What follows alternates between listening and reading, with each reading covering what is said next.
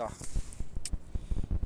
हिंदी में स्वर और व्यंजन बताते हैं। हिंदी में हस्त स्वर चार होते हैं। छोटा ई, बड़ी, छोटो और रेड होती है। दीर्घ स्वर बड़ा, बड़ी, बड़ो, ए आई ओ।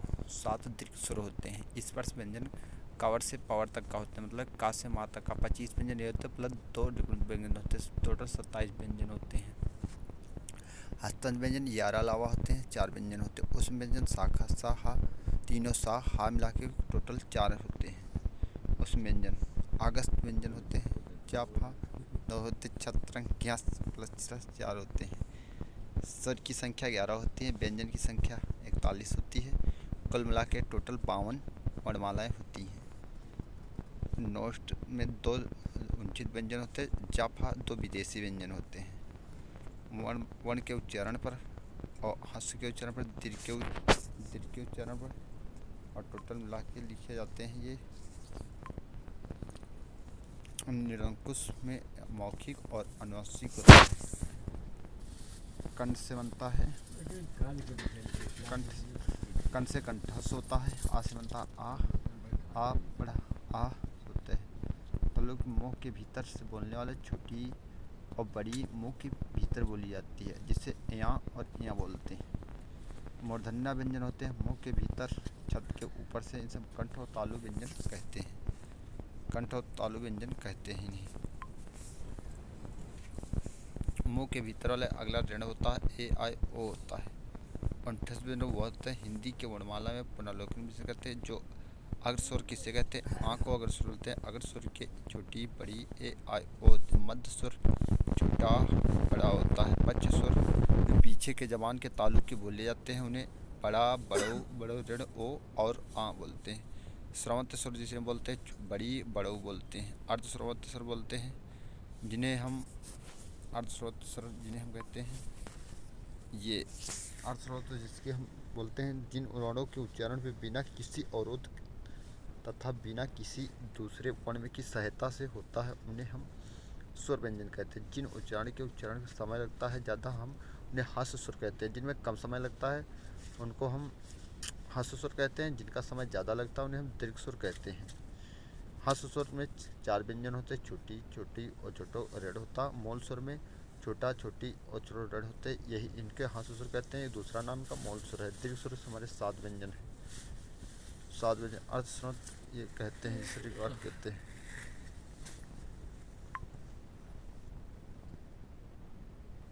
अगला टॉपिक है हम विराम चिन्ह कैसे थे।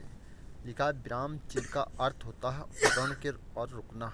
जिस तरह से हम हर काम करते हैं उसे बीच बीच में रुक सकते हैं और फिर हम आगे बढ़ सकते हैं।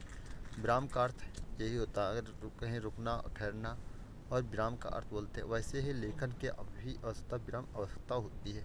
अंत में पाठक मनोविज्ञान के जिन्हें ध्यान रखते समय भाषा और विरामों का उपयोग हो सकता है, उन्हें श्री कामता प्रसाद के अनुसार गुरु जी के विराम चिन्ह कहते हैं। मतलब कामता प्रसाद के अनुसार स्वर हम 20 बताते हैं और पूर्ण विराम चिन्ह कहते हैं। जैसे अल्प विराम एक नीचे छोटा सा बुंदी लगा होता है, अल्प विराम। अल्प विराम ये है। अर्ध विराम चिन्ह ऐसे लगा होता है। पूर्ण विराम का अर्थ सब प्रश्न ये होता है चिन्ह। इस तरह से हमारे टोटल 20 चिन्ह होते हैं। जिस तरह से हमारे टोटल 20 चिन्ह होते हैं। कोष्ठ विराम छोटा सा कोष्ठ लगा होता है, इन्हें कोष्ठ विराम कहते हैं। ऐसे करके ऐसे लगा होता है। ये कोष्ठक है, छोटा कोष्ठ, बड़ा कोष्ठ, महिला कोष्ठ। अवतरण अर्थ होता है। ये वितरण चिन्ह भागित के रूप में प्रयोगित चिन्ह होता है। विराम का अर्थ यही होता है। अल्प विराम मतलब छोटा, अंदर कोई छोटी सी बात कह जाए अल्प विराम होता है। मतलब कोई छोटी बात कहते हैं तो उसे अल्प विराम बोलते हैं। और अर्ध विराम मतलब उससे छोटी बात कहते हैं, अर्ध विराम होता है। हंसपद किसी की तुष्ट हो, मतलब कोई बात कहते हैं तो रुक जाओ, उसे हंसपद बोलते हैं। इसे तुष्ट बोलते हैं। इससे जो कोई बात कहते हैं तो रुक जाता है। इसे उदाहरण देखो, राम कहाँ जा रहा है। राम कहाँ जा रहा है, इसे हास्पद के राम, इसे तुष्ट हो गई ना, इसलिए इसके कहते हैं पूर्ण विराम। जैसे पूरी बात कही जाए उसे पूर्ण विराम होता है। जैसे राम जा रहा है, पूर्ण विराम अर्थ हुआ। अगला क्वेश्चन,